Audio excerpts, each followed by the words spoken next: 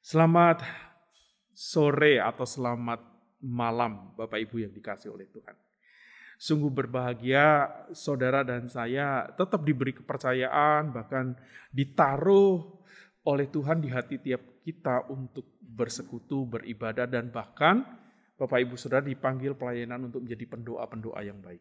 Malam hari ini di dalam ibadah doa, mari saya undang untuk setiap kita mempersiapkan diri kita. Ada satu hal yang kita harus juga persiapkan berkaitan dengan generasi yang akan datang, karena ini menjelang ulang tahun pemuda tentunya.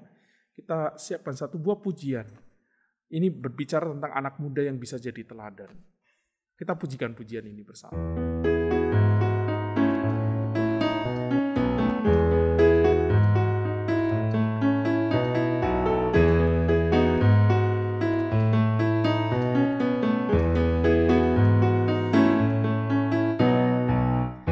Janganlah ada seorang pun jua menganggap rendah oleh karena kita muda. Pertahankan hidup kita tetap bersih di mata Allah dengan menjaga sesuai firman-Nya. Sekali lagi kita pujikan. Janganlah ada seorang pun jua menganggap rendah oleh karena kita muda. Pertahankan hidup kita tetap bersih di mata Allah dengan menjaga sesuai firman-Nya. Jadilah teladan bagi orang-orang percaya dalam perkataan, dalam kesaksian hidup kita. Jagalah kesucian kita di tengah kecemaran dunia. Jadilah teladan di tengah-tengah dunia. Sekali lagi, jadilah teladan. Jadilah teladan bagi orang-orang percaya dalam perkataan, dalam kesaksian hidup kita. Jagalah kesucian kita di tengah kecemaran dunia. Jadilah teladan bagi dunia. Amin. Jadilah teladan di tengah-tengah dunia. Sekali lagi. Jadilah teladan di tengah-tengah dunia. Tentunya Bapak Ibu Saudara pasti berbangga kalau anak Bapak Ibu Saudara itu sesuai dengan pengharapan Bapak Ibu Saudara. Tetapi juga banyak di antara kita yang mengalami bahwa pengharapan-pengharapan kita itu belum tercapai, belum kemudian bisa diwujud nyatakan oleh anak-anak kita. Tetapi firman Tuhan mau ngomong apa? Ya, kita siapkan hati kita untuk berbicara banyak, mendengar firman Tuhan, dan kemudian juga mengerjakannya. Mari kita berdoa. Bapa yang baik, kami mengucap syukur ya Tuhan kalau setiap kami diberikan kemampuan untuk dapat menganalisa dengan baik pengalaman-pengalaman hidup kami. Termasuk juga ketika kami memandang zaman yang kami lalui ini. Di mana kami hidup, di mana kami berinteraksi di sana. Tentunya ada banyak kegalauan bagi setiap orang tua melihat zaman yang semakin kesini, semakin berbeda tentunya pengalaman-pengalaman dan juga pola pikir, cara pandang dan lain sebagainya. Itu memunculkan banyak persoalan pastinya dan bahkan banyak keluarga-keluarga yang berkeluh kesah mengenai hal ini.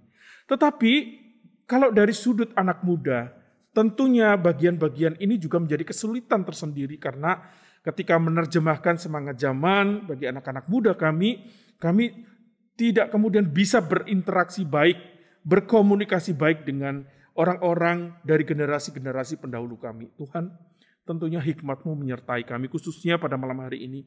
Kami mau belajar banyak bagaimana ada generation gap.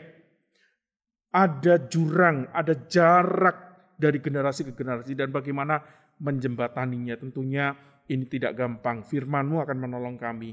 Kami menyerahkan juga untuk Komisi Pemuda khususnya pada malam hari ini yang akan sebentar lagi berulang tahun. Tuhan yang akan tolong mereka jadikan generasi-generasi yang memuliakan dan menjadi teladan bagi banyak orang.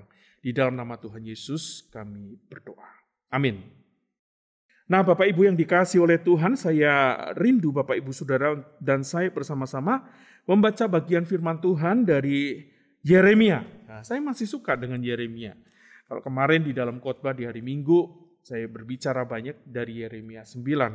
Saya akan membacakan dari Yeremia 1. Ya, di pasal yang pertama sampai dari ayat yang pertama sampai ayat yang kelima.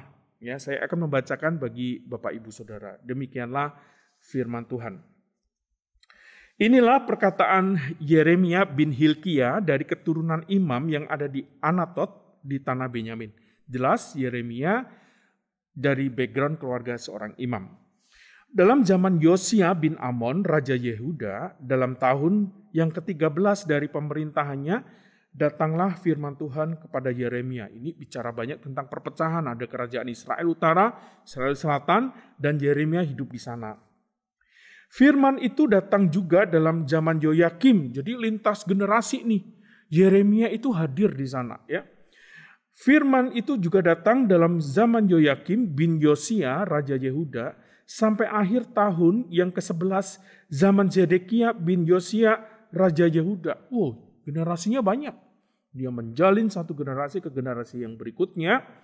Hingga, perhatikan saudara, penduduk Yerusalem itu diangkut ke dalam pembuangan dalam bulan yang kelima.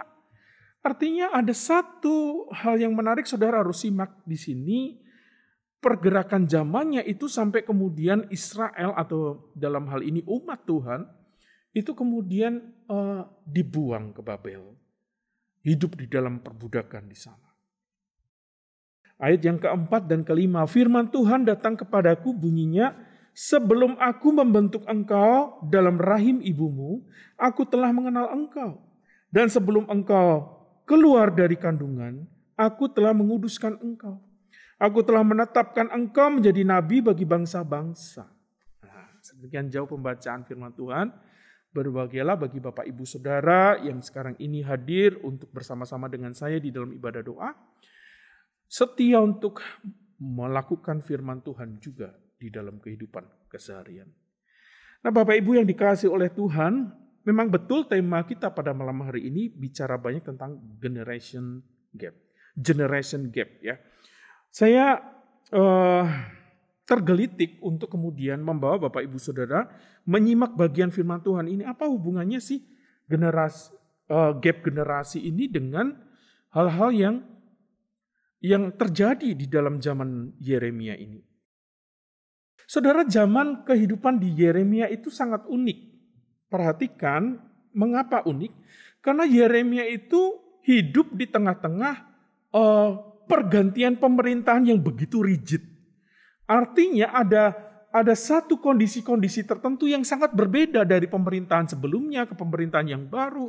Dan itu berlangsung pergantiannya sampai kemudian dikatakan Yeremia itu juga hidup pada waktu orang-orang Yerusalem itu diangkut ke Babel untuk kemudian menjadi budak di sana atau hidup di dalam perbudakan.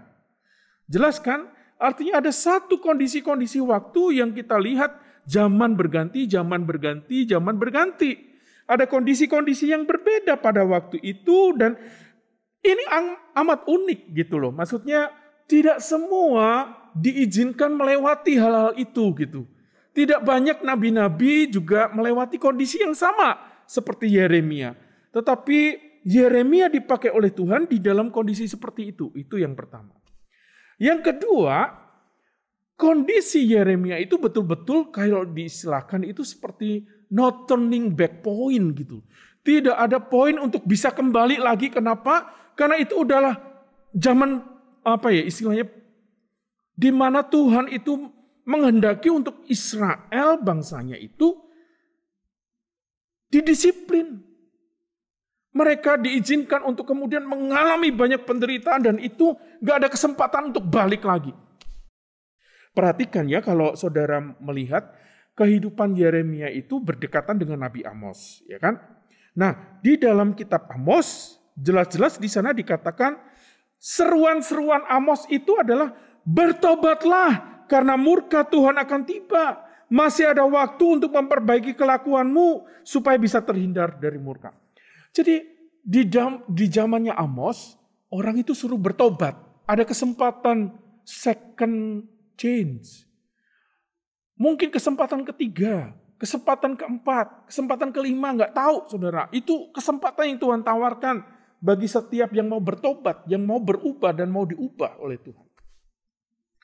Tetapi di zaman Yeremia berbeda. Yeremia itu kalau saudara simak di pasal yang ke-7, jelas-jelas seperti yang saya bacakan ini. Apapun yang kalian lakukan tidak akan mampu mengubah rencana Tuhan. Lebih baik kalian bersiap-siap untuk pergi dalam pembuangan ke Babel.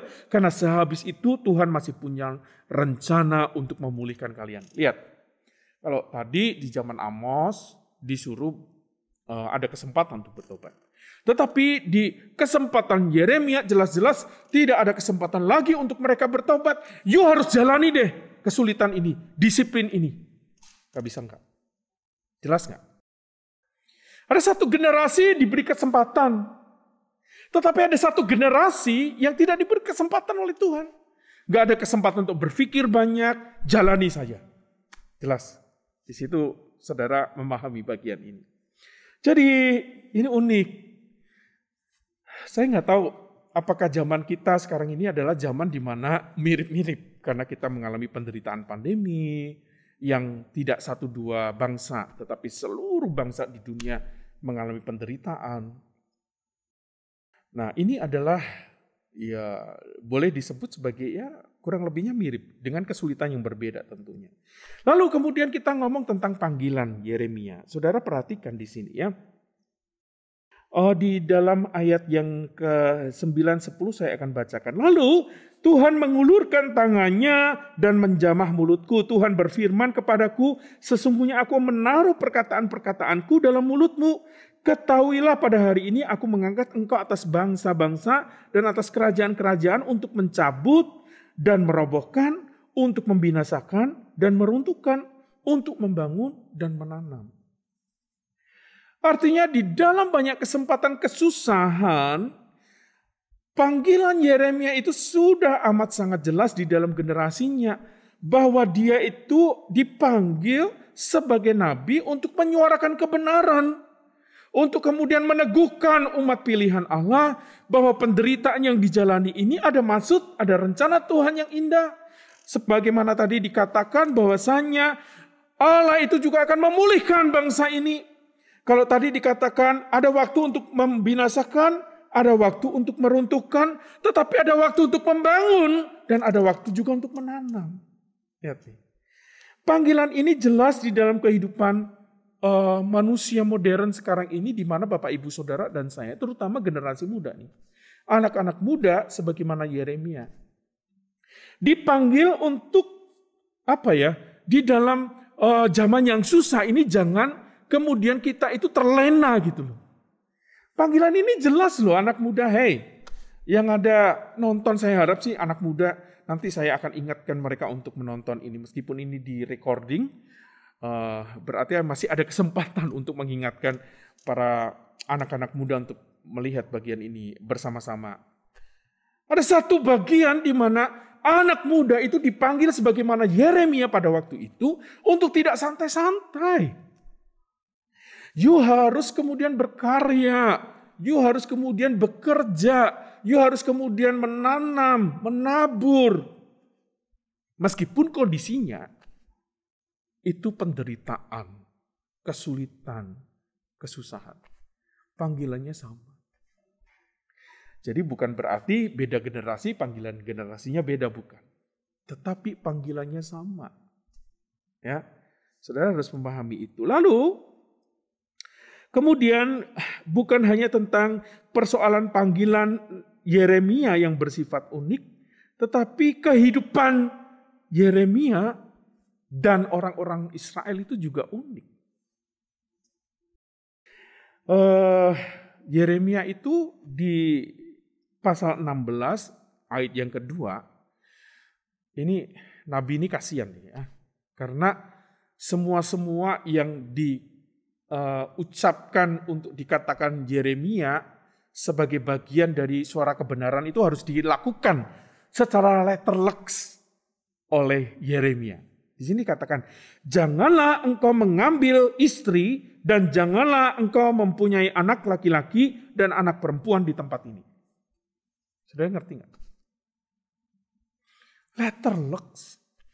Yeremia nggak boleh kawin. Zaman sekarang orang nggak kawin ditanya-tanya, ya kan? Kapan kamu nikah? Kapan kamu nikah? Gitu. Ya. Anak muda kalau sudah umurnya banyak seperti saya nih, saya masih muda nggak ya? Saya nggak tahu, saudara. Ditanya pasti, kapan mau nikah? Kapan mau nikah? Tapi ini zaman yang unik. Panggilan hidupnya Yeremia juga unik. Dia tidak kemudian diizinkan oleh Tuhan untuk menikah. Untuk kemudian punya anak laki-laki atau perempuan. Di tempat di mana pelayanan Yeremia berada. Susah nggak? Saudara, mungkin ada satu hal yang baik yang kita harus teladani. Ada pola-pola yang diterapkan oleh Tuhan di dalam zaman-zaman itu. Dan rasanya hal seperti itu adalah sah-sah saja itu terjadi dalam kehidupan. Jadi kalau ada anak muda kemudian mengalami pergeseran-pergeseran value, saudara, bukan berarti itu kemudian kalau dilihat dari sudut pandangnya Tuhan, kok nggak sesuai ya dengan firman Tuhan. Tetapi buktinya firman Tuhan juga berbicara. Kalau di dalam Kejadian beranak cuculah, bertambah banyaklah gitu kan. Karena memang pada waktu itu konteksnya adalah manusia disuruh untuk kemudian menguasai dunia, memelihara, mengelolanya gitu kan. Tapi kan semangat-semangat yang sangat umum itu bukan akhirnya semua kebenaran umum itu terjadi. Ada hal-hal yang spesifik juga bisa terjadi dinyatakan oleh Tuhan. Ada kesempatan-kesempatan value di mana kalau di dalam hal ini adalah, oh Yeremia nggak boleh menikah, lalu firman yang tadi gimana? Nggak sesuai dong. Tunggu dulu. Ada banyak kebenaran orang-orang yang dipanggil oleh Tuhan juga tidak di dalam sedang kondisi menikah dan berkeluarga loh. Dan mereka sangat enjoy dengan pelayanan, sangat enjoy dengan pekerjaannya. Dan rasa-rasanya sah-sah juga kalau kondisi-kondisi sekarang anak-anak muda banyak yang telat menikah. Gitu. Ya, ini value-value yang bergeser dan itu juga value yang diperkenalkan oleh Yeremia gitu. Saya tidak sedang menghendaki saudara itu kemudian tidak menikah atau menunda pernikahan, bukan ya. Tetapi ada value-value yang diperkenalkan baru dan itu sah-sah saja oleh Tuhan sepanjang semua kebenaran dan kekudusan hidup dinyatakan. Lalu signifikansinya apa nih? Ngomong tentang generasi, ada jurang antara generasi. Saudara tahu nggak sih sebetulnya setelah Yeremia hidup, lihat ya tadi pembuangan di Babel. Lalu kalau saudara terus bergerak ada namanya Daniel. Saudara Daniel itu hidup di dalam pembuangan, ngerti nggak? Poinnya ada di situ nggak? Kalau di dalam Daniel itu dikatakan begini saudara ya, saya sedikit ulas Daniel 9 ayat 2. Pada tahun pertama kerajaannya itu aku Daniel memperhatikan dalam kumpulan kitab jumlah tahun yang menurut firman Tuhan kepada Nabi Yeremia akan berlaku atas timbunan puing Yerusalem yakni 70 tahun. Lihat. Daniel itu adalah representasi anak-anak muda di zaman setelahnya Yeremia. Nah, perhatikan. Tapi Daniel itu mengutip tulisannya Nabi Yeremia. Ngerti nggak? Jadi jemaat dan anak muda yang sedang mengikuti ibadah ini, saya mau tekankan Anak muda nggak perlu malu untuk belajar dari pendahulu. Wah, zamannya beda, Pak. No. Saya juga mau ngomong, ini koreksi buat anak muda. Bukan berarti generasi-generasi yang dahulu tuh juga bilang, ya sudah, sekarang zamannya beda. Bukan itu saja. Tetapi generasi muda juga harus memahami ada value-value yang baik yang harus dikerjakan dan harus dipelihara semangatnya. Kebenaran yang harus tetap menjadi kebenaran yang harus dikerjakan oleh anak muda. Artinya, anak-anak muda sekarang harus dididik kalau tidak mau ada gap yang semakin besar, maka harus ada komunikasi yang intens antara generasi yang dulu dengan generasi yang sekarang. Nah, celakanya banyak keluarga yang merasa fine-fine aja. Perhatikan nih. Anak-anak nangis, harusnya nangisnya itu banyak sebab sih, ya.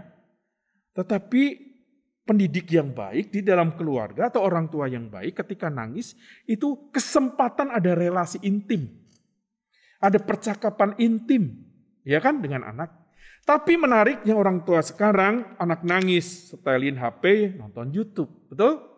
Setelin HP, nonton Disney. Setelin HP, nonton Netflix. Sampai di sini paham?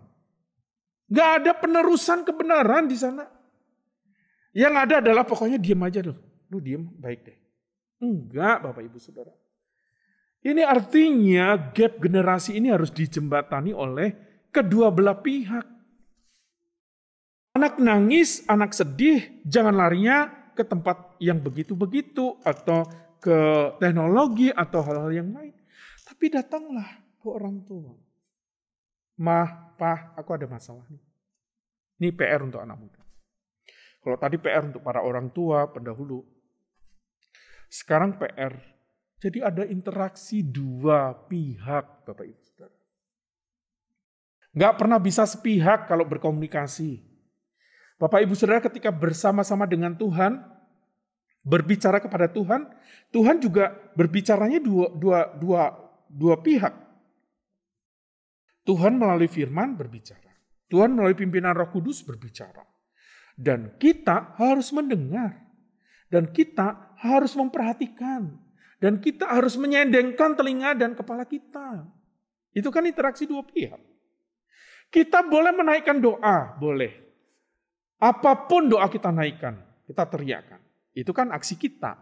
Reaksi Tuhan, mendengar pastinya. Jadi ada dua hal. Dua interaksi yang hidup di antara kita. Jadi generasi gap itu bisa diperkecil. Bukan kemudian saya bilang nggak akan ada generasi gap. Enggak. Pasti akan ada karena kita nggak ideal, saudara. Tetapi komunikasi itu harus jalan. Sehingga apa yang menarik di dalam Daniel tadi itu terjembatani. Daniel itu ada referensinya. Saya melakukan firman ini, saya melakukan hidup ini seperti ini karena ada referensinya. Anak-anak muda mau kerja harus ada referensinya juga, bukan? Entah itu orang tua, entah itu lembaga pendidikan, apapun juga. Harus ada interaksi. Hei, sadar yuk. Harus ada interaksi. Sederhana sih kunci yang pertama ini.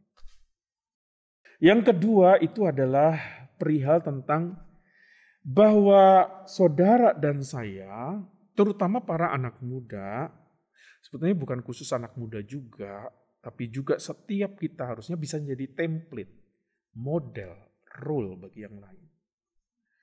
Saudara dan saya mempercayai nggak sih bahwa kesaksian hidup itu lebih membekas diingatan dibandingkan dengan perkataan, nasihat, dan teori-teori yang lain. Saya punya dosen yang begitu amat sangat baik. Pintar iya. Rendah hati iya.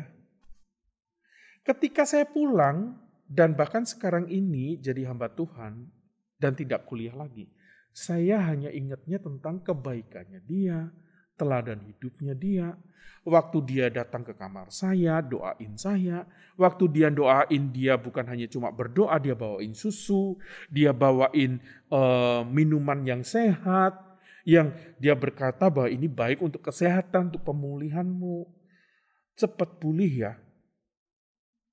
Saudara, saya nggak ingat dia tentang pelajarannya yang lain. Saya pasti ingat dong prinsip-prinsipnya. Ya.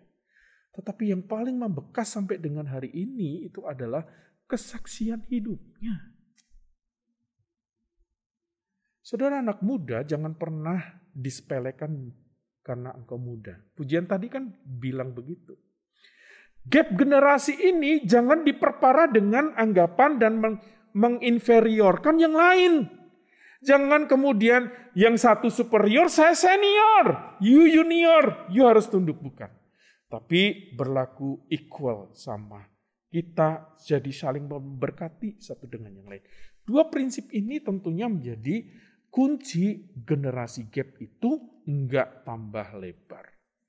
Saudara, yang pertama tadi lakukan adalah komunikasi jalan baik dua generasi atau lintas generasi. Yang kedua adalah jangan pernah kehilangan orientasi untuk jadi teladan hidup bagi yang lain, jadi template hidup bagi yang lain. Saudara yang sudah hidup dalam kebenaran, jangan pernah tidak menjadi template bagi yang lain. Ayo, please. Hei anak muda, hei orang tua, jadilah model bagi yang lain. Kiranya firman ini memberkati saudara. Selamat ulang tahun bagi Komisi Pemuda di tanggal 28 Oktober ini. Tuhan memberkati saudara.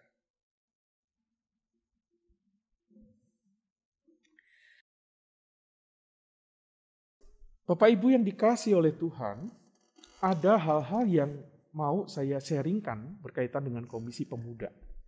Di zaman era pandemi ini, kita memang tidak bisa kesempatan untuk berinteraksi banyak karena kesulitan dan kebijaksanaan dari PPKM. Tetapi tidak melunturkan semangat untuk setiap minggu kami selalu hadir meskipun tidak semuanya include karena punya kesibukan masing-masing. Tentunya ada hal-hal yang bisa membuat orang itu kemudian gak bisa gabung. Tapi kami tetap membuka diri. Kami ada komsel setiap minggunya di minggu malam. Dan rasa-rasanya itu juga memberkati komunitas kami. Terima kasih untuk anak muda yang juga bisa hadir. Dan kerinduan kami setiap bulan sekali ya, akan ada on-site ibadahnya. Ya, dari Oktober, November, Desember, sampai nanti ada pergantian di kepengurusan atau di tahun yang baru, nanti akan ada informasi berikut. Setiap bulannya satu kali ada ibadah. Yuk anak muda, semua boleh beribadah secara on-site, dan kami menantikan keterlibatan para anak muda dan juga orang tua di dalam mengkomunikasikan ini. Dorong anak-anak muda. Kalau malam sekarang ini ada di malam minggu atau di hari Sabtu malam, kami akan berkumpul, kami akan beribadah bersama, kami akan persekutu bersama. Yuk join bersama dengan kami. Di tanggal 30 nanti, Tuhan memberkati saudara. Dan jangan lupa bahwa ada pokok-pokok doa yang nantinya Bapak Ibu Saudara dan anak muda doakan bersama. Mari kita sekali lagi tutup di dalam doa. Bapa yang baik, kami menyerahkannya Tuhan untuk setiap kami semua. Ada kebenaran-kebenaran yang terus kami harus kerjakan dalam kehidupan kami. Gap generasi yang terjadi di tahun-tahun yang lampau di mana Alkitab ditulis itu juga terjadi. Tapi ada prinsip-prinsip yang baik yang boleh kami belajar di sana. Kalau tidak mau ada gap yang semakin lebar, kami harus berkomunikasi dua arah. Dan yang berikutnya adalah kami harus saling menghormati, memberi teladan yang baik bagi yang lain. Tuhan, dua kunci sederhana ini kiranya dapat memperkecil gap antara generasi yang sebelum dan sesudah. Dan kami sekali lagi menyerahkan untuk para anak muda di Sion ini, biarlah Tuhan berkati Kompas, berkati juga orang tua, berkati juga para generasi muda pendatang, di mana mereka hidup mandiri, bekerja, Tuhan yang juga memberkati mereka. Dan boleh bersama-sama bergabung dengan kami. Ini seru doa kami, di dalam nama Tuhan Yesus kami berdoa. Amin. Selamat berjumpa kembali di kesempatan ibadah doa yang akan datang. Tuhan memberkati.